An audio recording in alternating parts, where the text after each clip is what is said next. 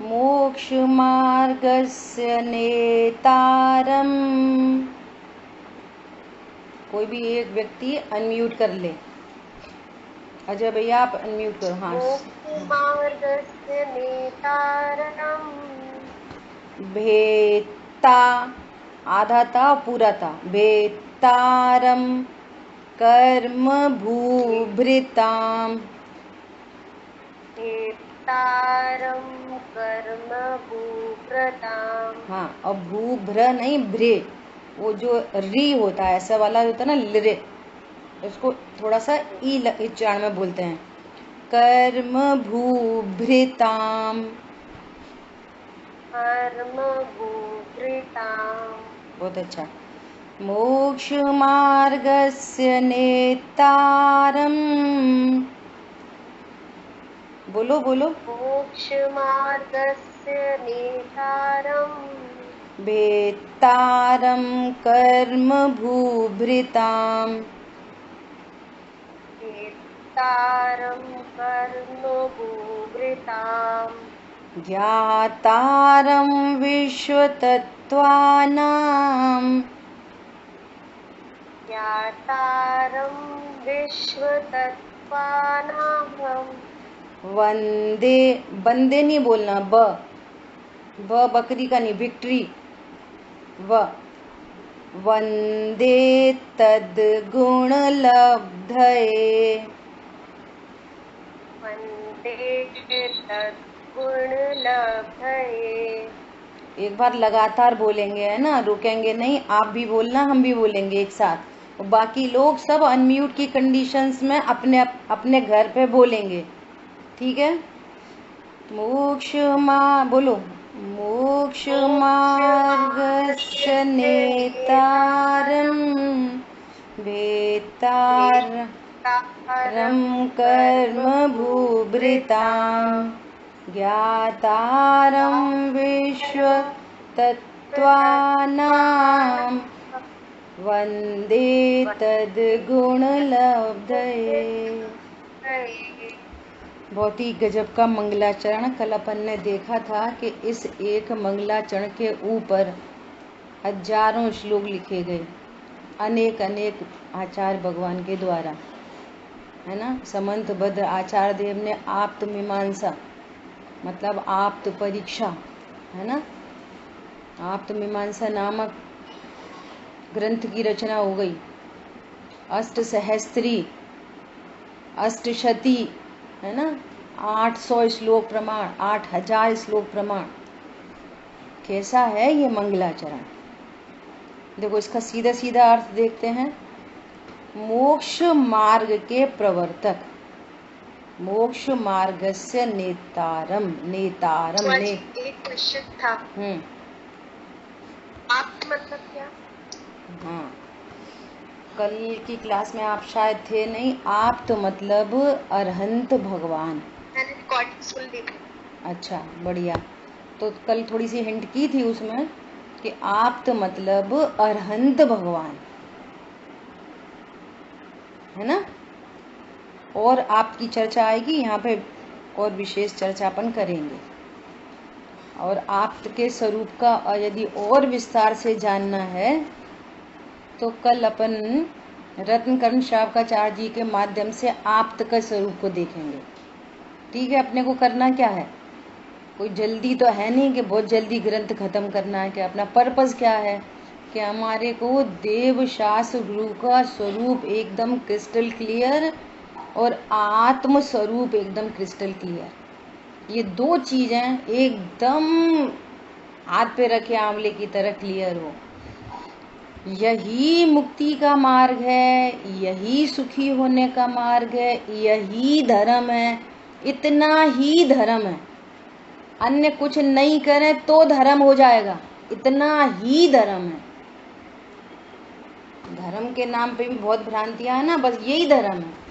और धर्म का अर्थ है शांति। धर्म का अर्थ भी लोग जानते नहीं है। धर्म का अर्थ है शांति, सुख शांति। ठीक है। तो कल अपन ने थोड़ी सी मंगलाचरण के कुछ पॉइंट्स बोले थे। मंगलाचरण क्यों किया जाता है, मंगलाचरण में इस मंगलाचरण की क्या विशेषता है? तो देखो, इसकी विशेषता ये है कि यहाँ पर उमा स्वामी आचार्य भगवान अनंत भगवान को नमस्कार करते हुए वो ये कहना चाह रहे हैं कि हमको भी आपके जैसे गुणों की प्राप्ति हो। देखो, पढ़ लेते एक बार अर्थ, फिर चर्चा करेंगे। मोक्ष मार्ग के प्रवर्तक, कर्म रूपी पर्वतों के भेदक,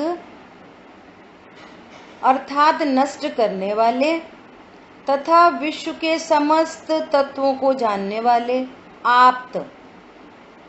आप्त को उनके गुणों की प्राप्ति के हेतु मैं नमस्कार करता हूँ, वंदना करता हूँ।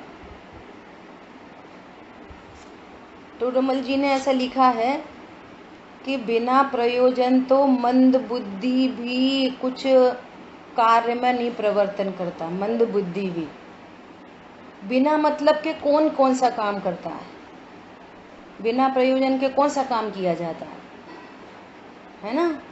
तो देखो, यहाँ पर उमा स्वामी आचार्य भगवान क्या कह रहे हैं कि हम आपको नमस्कार क्यों कर रहे हैं? आप जैसे गुणों की प्राप्ति करने के लिए। बहुत हिटिंग पॉइंट है। अब हमको क्या करना है? टैली करना है। टैली क्या हमारे में अब तक गलतियां हो रही हैं और उसका सुधार कैसे किया जाए? हमारे पंच परमेष्ठी भगवान सुखी हैं। यदि हम करेक्शन करें तो हम भी सुखी हो सकते हैं। अब प्रश्न करो अपने आप से कि हम भगवान को नमस्कार हम भी तो करते हैं। बोलो, रोज करते हैं। णमोकार मंत्र, कोई जैन णमोकार मंत्र कम से कम 9 बार तो सभी पढ़ते हैं, कम से कम। तो हम 9 बार णमोकार मंत्र पढ़ते हैं, हम भगवान के दर्शन करते हैं। For what? किस लिए दर्शन करते हैं भगवान के? उमा स्वामी आचार्य देव कह रहे हैं कि हम आपके गुणों की प्राप्ति करने के लिए आपको प्रणाम करते हैं, वंदना करते हैं। हमारा यही पर्पस है। आपको वंदना करने का, आपको प्रणाम करने का पर्पस आप जैसे गुणों की प्राप्ति। तो अब नोट कर लो, हमारे को भी भगवान को वंदना करना, भगवान को प्रणाम करना, भगवान की स्तुति करना, भगवान की भक्ति करना, भगवान की पूजा करना। जो शब्द बोलने हैं एकार्थवाची हैं, जो शब्द बोलने हैं बोलो। भगवान की पूजा क्यों करते हैं?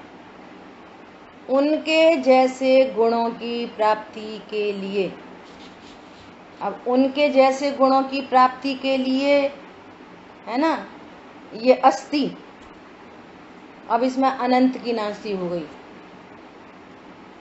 अस्ति नास्ति वर्ड पहली बार सुन रहे होंगे बहुत लोग। मतलब इस बात की स्वीकृति और इसमें बहुत सारी चीजों का निराकरण हो गया, उनकी नास्ति हो गई। समझ आ रही है बात? कि भगवान के गुणों की प्राप्ति के लिए भगवान को वंदना करते हैं।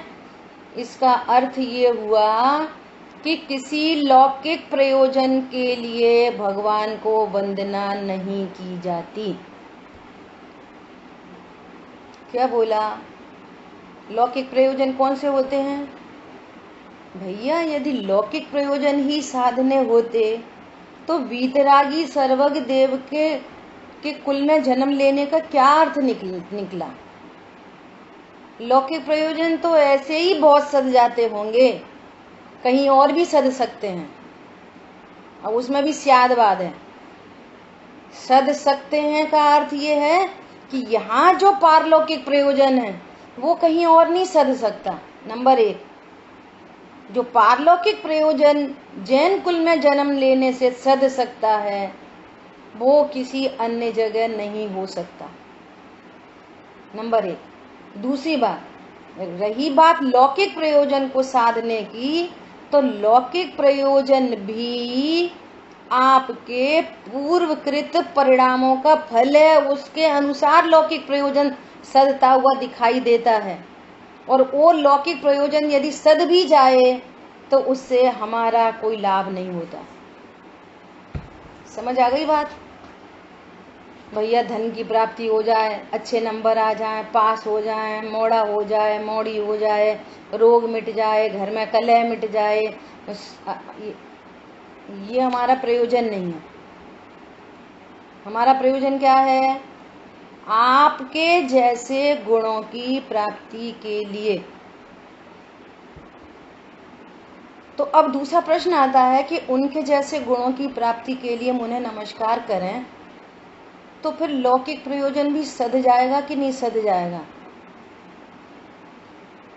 तो कहते हैं कि भी लौकिक प्रयोजन तो ऐसा सधेगा जैसे गेहूं के बोने पर घास ऑटोमेटिक होता है।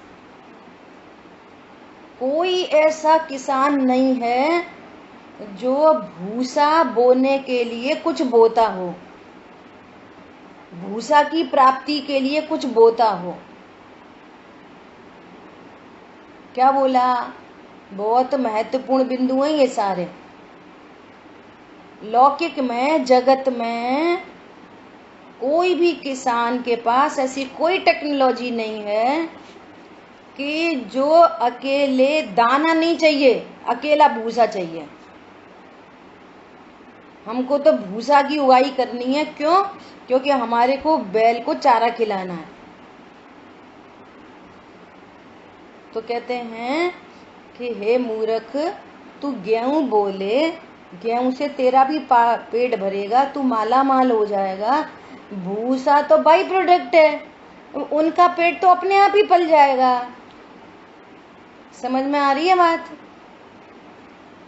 ऐसा है ये जैन शासन, जिनका पारमार्थिक हित सदता है तो भी लौकिक अनुकूलता है तो बाई प्रोडक्ट है। समझ में आ रही है बात?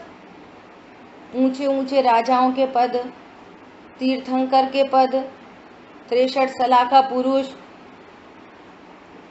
और अल्प काल में फिर साधु अरंत सिद्ध, अनंत काल के लिए सुखी। जो बाकी लौकिक जो सुख सुविधाएं हैं वो तो बाई प्रोडक्ट है।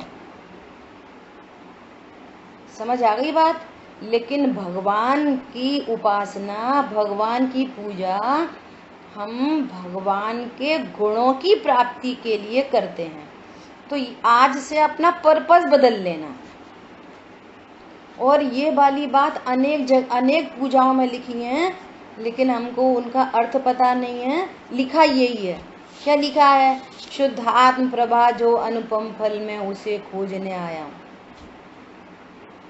हे प्रभु, मैं पूजा करने क्यों आया हूँ? पूजा का तो एक बहाना है। मैं शुद्धात्म प्रभा अनुपम फल को खोजने आया हूँ। यह मोह तड़क कर टूट पड़े तब सार्थक फल पूजा मेरी। विकार मिट जाए और आपके जैसे गुणों की प्राप्ति हो जाए, इसलिए पूजा करता हूँ। जब मैं आता आप ढिंग निज स्मरण सुआए। अनेक अनेक पूजाओं में यही लाइनें लिखी हैं, लेकिन हमें उनके अर्थ पता नहीं है ना। तो एक बात तो ये वाली बात हो गई कि भगवंतों की वंदना, पूजा, उपासना, जो कुछ भी आपको कहना है, भक्ति, स्तुति, वो क्यों करनी चाहिए? क्यों करनी चाहिए? उनके जैसे गुणों की प्राप्ति के लिए। अब ये चर्चा करेंगे कि उनके जैसे गुण क्या हैं वे जो हमको चाहिए। उनके जैसे गुण, इस बात पे चर्चा अपन अभी करेंगे। क्या हैं उनके जैसे गुण जो हमको चाहिए? बहुत लोगों को तो ऐसा क्वेश्चन मार्क है बहुत बड़ा, उस सिद्ध भगवान माँ ऊपर क्या करते होंगे? तो पहले तो अनंत सिद्धों का स्वरूप पता चले कि वे विश्व की सर्वोत्कृष्ट आत्माएं हैं, अनंत सुखी आत्माएं हैं। सरल भाषा में यदि बात करें तो भगवान के गुण अर्थात सर्वज्ञता और वीतरागता। सर्वज्ञता और मुख्य की बात चल रही है, भगवान के गुण है ना। अब गुण का अर्थ यहाँ पर लगाना पर्याय। यहाँ गुण का अर्थ क्या है? पर्याय। लिख लेना, जितने भी नए लोग हैं वो लिख लेना। और ये टेक्निकल जो वर्ड्स हैं ना, उनसे धीरे धीरे परिचय होता रहेगा तो आपको क्लियरिटी आएगी धीरे धीरे। ठीक है। भगवान जैसे गुणों की प्राप्ति इक्वल टू जैन शासन की जो टर्मिनोलॉजी है उसमें कहते हैं कि भगवान जैसी पर्यायों की प्राप्ति। गुणों की प्राप्ति मतलब पर्याय की प्राप्ति। पर्याय क्या चीज होती है? पर्याय होती है गुणों के कार्य को पर्याय कहते हैं। जो अवस्था होती है उसको पर्याय कहते हैं, हालत, दशा, है ना। तो भगवान की कैसी हालत है, भगवान की कैसी दशा है? अभी अनंत भगवान की तरफ से बात करें तो भगवान की कैसी दशा है वर्तमान में? तो हमको लोक में भी कौन व्यक्ति अच्छा लगता है कि जो हर बात में चिड़चिड़ करता रहे, हर समय कषाय, बहुत घमंडी हो? बोलो कौन व्यक्ति अच्छा लगता है? हम्बल व्यक्ति अच्छा लगता है कि घमंडी अच्छा लगता है? लोक में भी, लोक में किसकी प्रशंसा होती है? क्रोधी की कि दया भाव रखने वाले की? बोलो, एक व्यक्ति बोलते चलो। लोक में, हाँ, लोक में जो दया रखता है कोई बात नहीं, वो अच्छा वो लगता है अपने को, है ना। लोक में हम्बल व्यक्ति अच्छा लगता है। लोक में कोई हर समय छल कपट मायाचारी करता रहे, वो अच्छा लगता है? वो नहीं अच्छा लगता। लोभी व्यक्ति नहीं अच्छा लगता, उदार व्यक्ति अच्छा लगता है लोक में भी, है ना। तो क्रोध, मान, माया, लोभ ये कषाय हैं और इसके ओपोजिट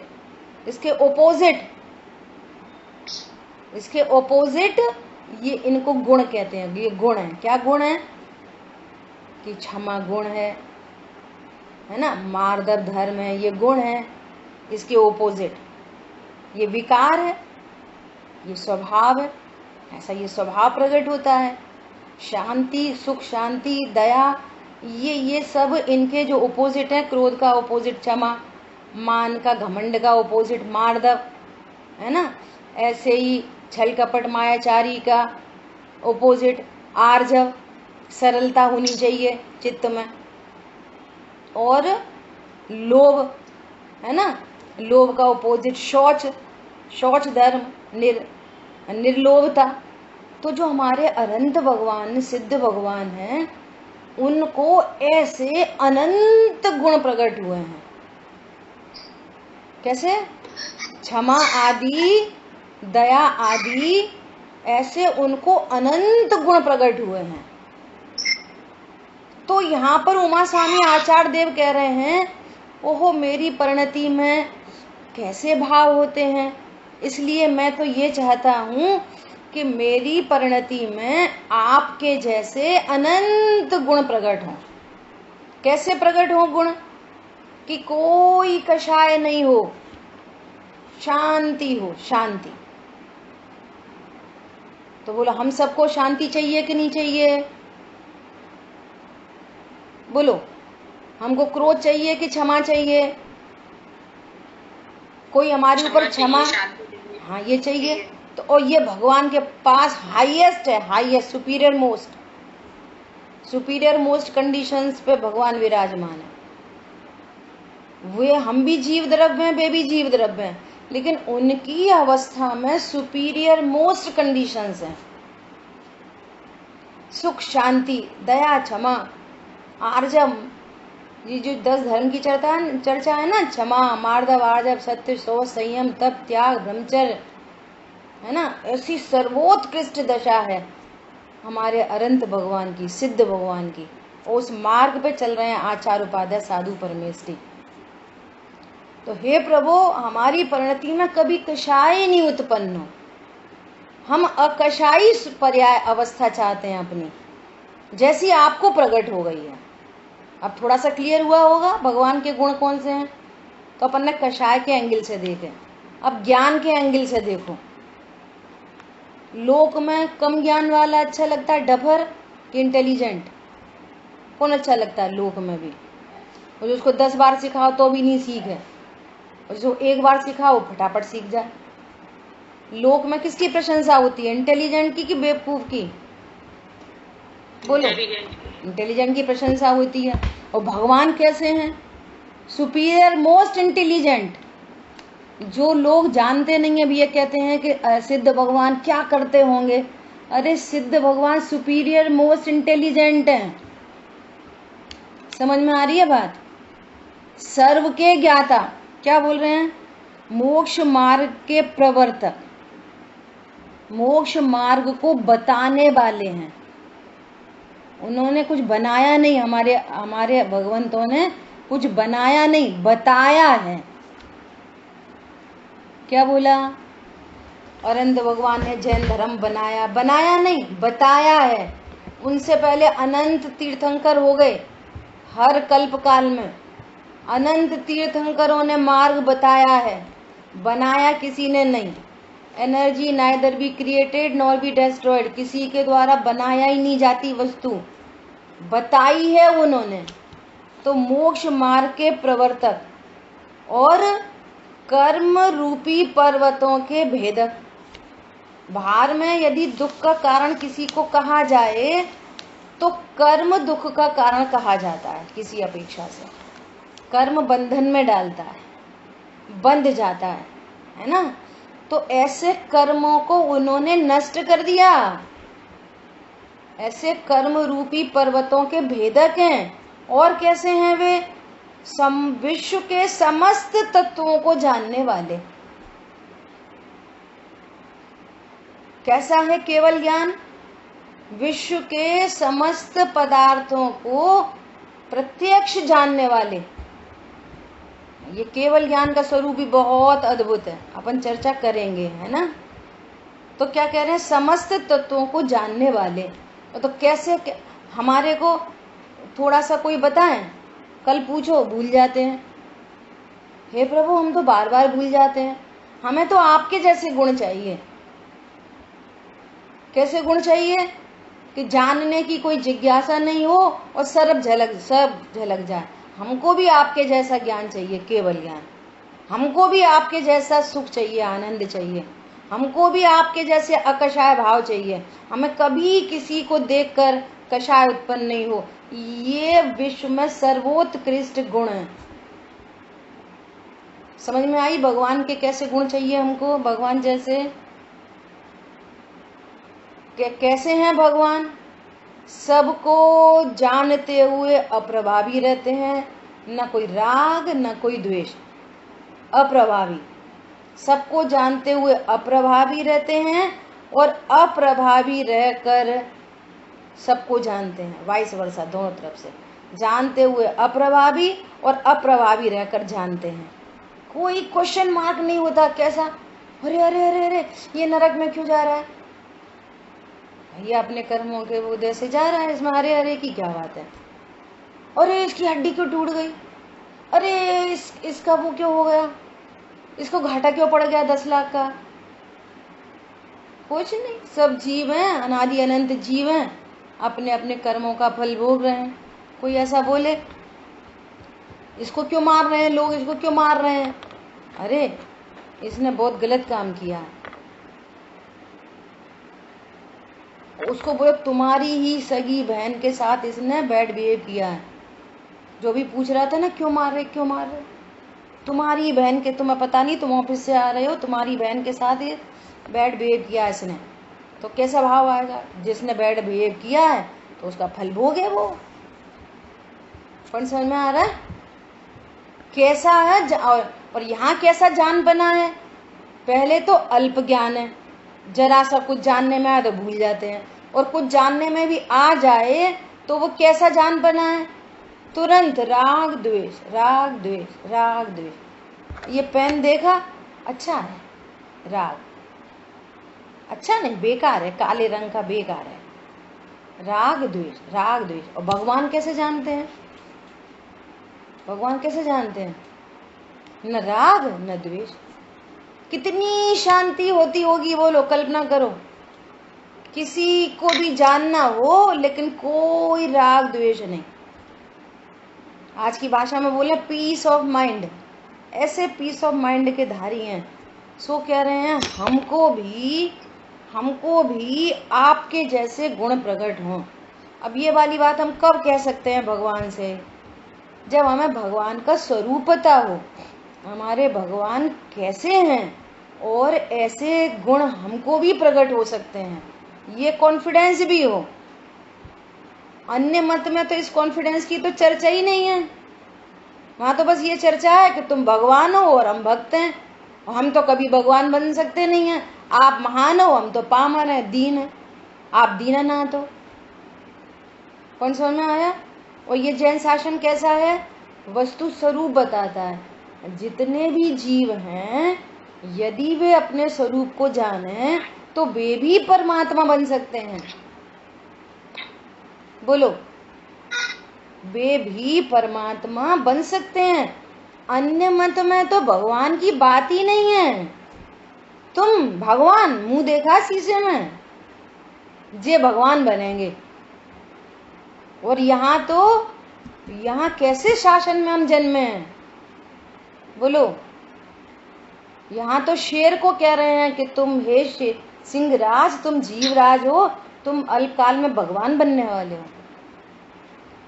उपसर्गकर्ता को बोल रहे हैं कि तुम भगवान आत्मा हो और अवस्था पर्याय में भी भगवतपना प्रकट कर सकते हो। अब ये ईमानदारी से विचार करना। एक प्रश्न आया मेरे पास कि भगवान के दर्शन कैसे करें। अभी वो भी चर्चा करेंगे इसी लिंक में। अभी विचार करना कि हम भगवान के दर्शन करके आए तो हमको ऐसा कभी कॉन्फिडेंस बिल्ड हो रहा है हम भी भगवान बन सकते हैं? ऐसी दशा हमारी भी हो सकती है, ऐसी पर्याय हमारी भी हो सकती है, ऐसे गुण हमें भी प्रकट हो सकते हैं। यदि आपको ऐसा कॉन्फिडेंस बिल्ड हो रहा है तो समझना you are on the right track. और तो आपको भेद समझ में आ रहा है, बे महान है, हम कहाँ, हम तो स्त्री, हम तो पुरुष, हम कहाँ लगे मरे, कहाँ कैसे कैसे भाव होते हमको, हम कहाँ कुछ कर सकते। पॉइंट पकड़ में आया? यहाँ भगवान कह रहे हैं तुम भी जीवराज हो। टेक्नोलॉजी बताएंगे यहाँ पे, पूरी टेक्नोलॉजी तुम समझ रहे हो। यहाँ पर एक है, भगवान बताएंगे यहाँ पे 4 चीजों का कंपाउंड है। क्या है यहाँ पर? 4 चीजों का कंपाउंड है। इधर एक, यहाँ पर एक स्त्री नहीं है, एक पुरुष नहीं है, यहाँ पर 4 चीजों का कंपाउंड है। अब देखो एकदम सरल एग्जाम्पल से कि एक सोना, 24 कैरेट का शुद्ध सोना, और एक दुकान में शोकेस में एकदम रखा हुआ है, बढ़िया जगमगा रहा है 24 कैरेट का सोना।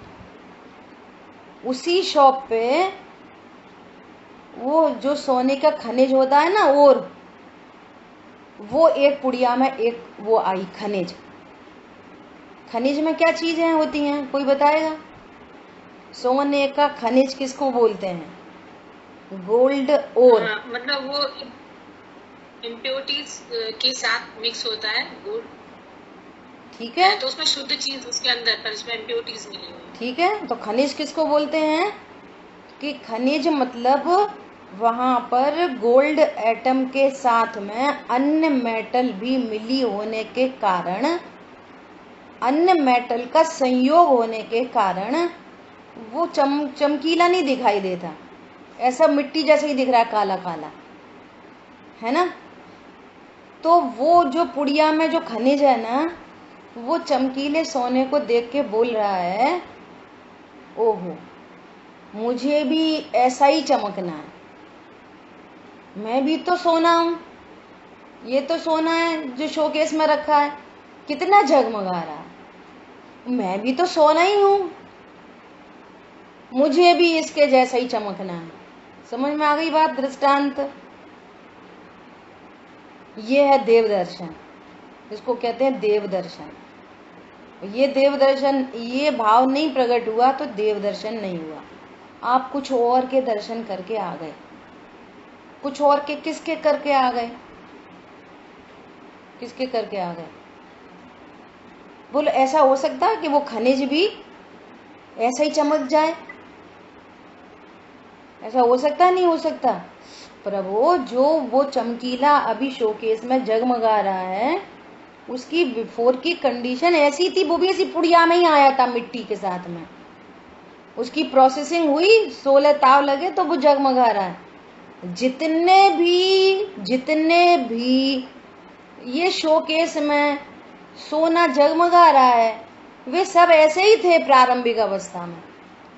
ऐसे ही आज वर्तमान में जितने भी अनंत सिद्ध भगवान हैं, वे भूतकाल में सब संसारी थे, सब हमारे तुम्हारे जैसे ही थे, और निकृष्ट स्थिति में भी थे। कोई त्रियंच गति में थे, कोई नरक गति में थे। अभी वर्तमान में राजा श्रेणिक नरक में है, और नरक से निकल के आके तीर्थंकर होंगे। वे नरक में है और हम तुम तो मनुष्य गति में है, बढ़िया एकदम। जितने भी भगवान बने हैं, वे सब एक विशेष विधि से भगवान बने हैं। पूर्व में उन सब की अवस्थाएं ऐसी थीं जैसी वर्तमान में आज हमारी तुम्हारी हैं, और इससे गई गुजरी भी थी। क्या बोला? इससे और गिरी हुई कंडीशन थी, लेकिन एक पर्टिकुलर, जैसे सोने की प्रोसेसिंग का एक पर्टिकुलर वे है, मेथड है, ऐसे ही यहाँ पर भी सेम टू सेम हम भी चैतन्य नाम की धातु हैं। हमको भी शुद्ध अवस्था प्रकट होने की एक पर्टिकुलर प्रोसेस है। उस प्रोसेस को हम इस ग्रंथ में सीखेंगे, और हम भी अल्पकाल में ऐसे 24 कैरेट का सोना ऐसे जगमगाएगा। कल्पना तो करो, मेरे को हमेशा ऐसा होता है। कैसा होता है? जब भी कोई रथ यात्रा निकलती है ना भगवान की, हमेशा अश्रु धारा बहती है, बहुत रोकने पर भी। कैसा तो महसूस होता है, ओहो देखो व्यास सिद्धालय में विराजमान है, और वे अपनी प्रोसेसिंग करके चले गए, और कितना कितना काल बीत गया। बोलो, भूतकाल के भगवंतों को, वर्तमान में विदेश क्षेत्र में इतनी दूर बैठे हुए भगवंतों को, 20 तीर्थंकर भगवंतों को, भूतकाल के 24 तीर्थंकर भगवंतों को, वर्तमान के 24 तीर्थंकर भगवंतों की हम उनकी रथ यात्रा, शोभा यात्रा निकाल रहे हैं। बोलो क्यों? कैसे अपूर्व! जिसने अपना भला कर लिया, उसने पूरे जगत पर भला कर दिया। मोक्ष मार्गस्य नेतारम, मोक्ष ऐसे सुखी होने का मार्ग बताने वाले वे अनंत भगवान। कितनी गजब की बात है। कौन है वे अनंत भगवान? आपको अनंत भगवान की प्रतिमा देखते से ही साक्षात अनंत भगवान ख्याल में आए। ओहो, ये कैसे अनंत भगवान है जो हमको सुखी होने का मार्ग बताने वाले हैं। हम तो बहुत टेंशन में। इतना आश्चर्य होता है, मंदिर में 2 महिलाएं जाती हैं और वे वहीं वेदी के सामने खड़े होके पता नहीं क्या क्या बातें करती हैं। एक व्यक्ति दर्शन कर रहा है, दूसरा व्यक्ति दर्शन कर रहा है। अभी इसमें सारी बातें आने वाली हैं कि भगवान की विराधना का फल, किसी को आप अंतराय में निमित्त बन रहे हो, उसका ज्ञान आपकी ओर अट्रैक्ट हो गया, वो तो अपना अर्घ पढ़ रहा था, तुम जाने क्या क्या बातें कर रहे हो। तुमको होश है किसके दर्शन करने आए हो? मंदिर में कभी भी किसी को भी बात नहीं करनी चाहिए, किसी से भी। तुम तो भगवान को कोई मिनिस्टर, कोई मैनेजर, उससे भी गया गुजरा समझ रहे हो। बोलो कोई मिनिस्टर आ जाए, ज्योतिरादित्य सिंधिया आ जाए और उनकी मीटिंग हो, तो 2 महिला अपने घर की बात, हमारी बहू बहुत ऐसी है, ऐसा बोलती है, ऐसा करती है, और वो सास ये बता, तुम बहन जी कब आई, तुमने ये कब खरीदा, तुमने ये कब बेचा। ज्योतिरादित्य सिंधिया के सामने इतनी बातें कर सकते हो कोई मीटिंग में? ये कौन सी मीटिंग है अनंत भगवान के साथ? मोक्ष मार्गस्य नेतारम, तुम दुखों का रोना रो रहे हो, वे सुखी होने का मार्ग बताने वाले जीव है। मोक्ष मार्ग से नेतारम, नेता है नेता, मोक्ष मार्ग के नेता, झंडा लेके खड़े हैं। सुनो सुनो, हे सुख इच्छुक यहाँ आओ, इधर आओ, सुख के इच्छुक यहाँ आओ। बोलो, यहाँ सुख का, यहाँ दुख का नहीं अंदेशा, यहाँ सारे दुखों का अभाव होने वाला है। ऐसे मोक्ष मार्ग से नेतारम, नेता है मोक्ष मार्ग के। मोक्ष मार्ग मतलब सुखी होने का मार्ग, सुखी होने की प्रोसेस, मोक्ष मार्ग। मोक्ष मार्ग टेक्निकल वर्ड है, भाव उसका ये है, सुखी होने का मार्ग। आप किसी कंडीशन में, अनफेवरेबल कंडीशन में यदि आपको सुखी होना आ गया तो समझना आप मोक्ष मार्ग में आरूढ़ हो जाओगे, होने वाले हो। समझ में आया? ऐसे मोक्ष मार्ग को, सुखी होने के मार्ग को बताने वाले वो नेता है, नेता। तुम नेता के सामने खड़े हो, ठीक है? इतनी चर्चा हुई, थोड़ी सी चर्चा और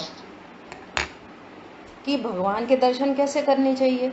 हमारा प्रश्न है आपसे कि यदि आपको लक्ष्मीबाई की स्टैचू दिखाई दे तो आपको क्या दिखता है स्टैचू में? बोलो, क्या दिखाई देता है स्टैचू?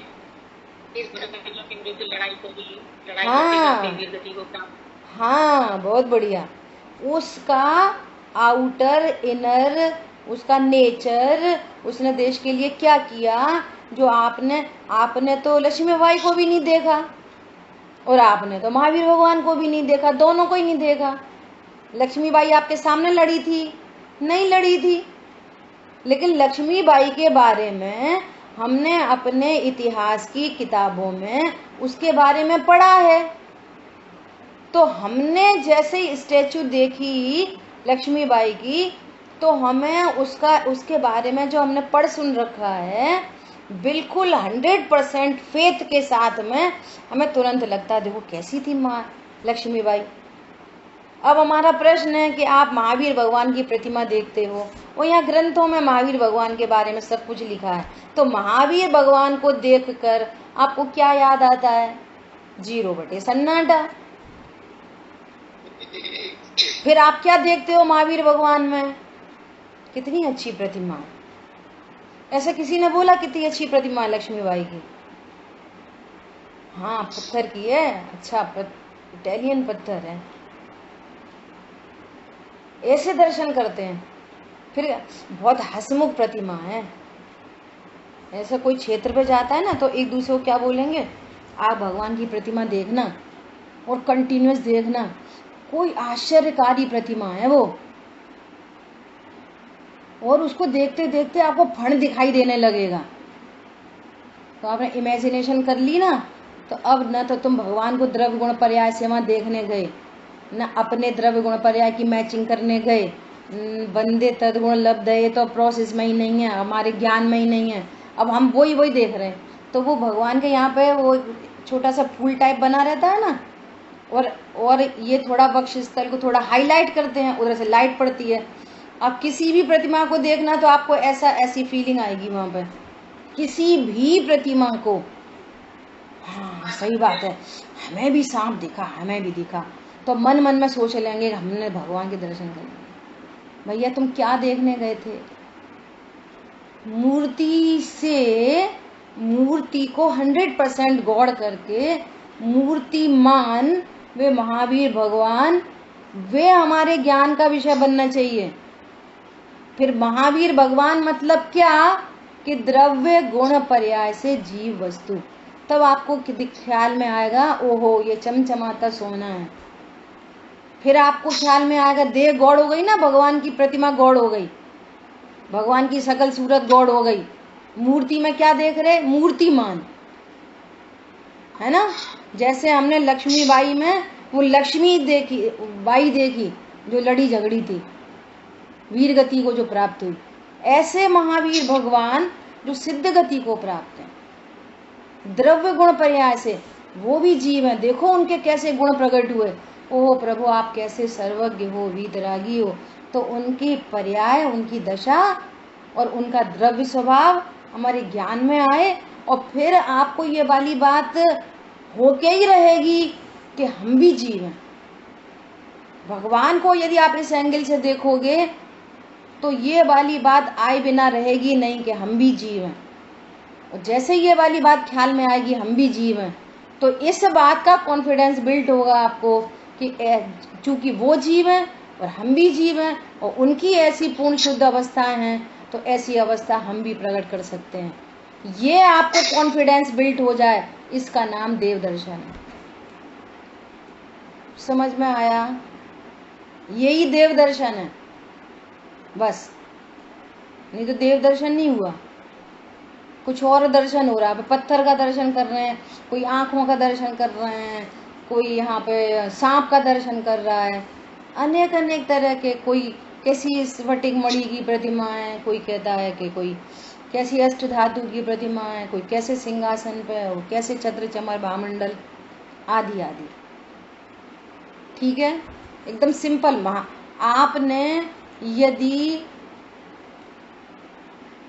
महात्मा गांधी की प्रतिमा देखी तो महात्मा गांधी को भी हमने नहीं देखा, लेकिन महात्मा गांधी के बारे में हमने जो कुछ पढ़ सुन रखा है तो हमें तुरंत वो बापू याद आते हैं, उनका आउटर इनर अपीयरेंस और उनका नेचर। ऐसे ही हम भगवान की प्रतिमा देखें तो उनका आउटर इनर अपीयरेंस और उनका नेचर, ये हमारे को ख्याल में आना चाहिए। तो कैसे आए कि स्वाध्याय से आएगा।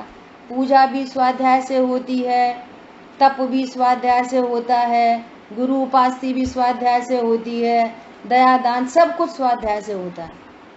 स्वाध्याय के बिना सब सूना लोक, स्वाध्याय के बिना पूरा लोक सूना है। जैसे जल के बिना सब सून, जल के बिना कुछ नहीं कर सकते, ऐसे ही ज्ञान के बिना कुछ नहीं कर सकते। ठीक है, अपन ने इतनी चर्चा की, अभी थोड़ी सी और शेष चर्चा अपन अगली क्लास में करेंगे। किसी का यदि कोई प्रश्न है तो वो पूछ सकते हैं, है ना। कुछ समय में नहीं आ रहा हो तो बोल सकते हैं, और नहीं तो पर्सनल व्हाट्सएप पे वॉइस मैसेज करके भेज सकते हैं। ठीक है। जिन वाणी के ज्ञान से सूझे लोकालोक, सो वाणी मत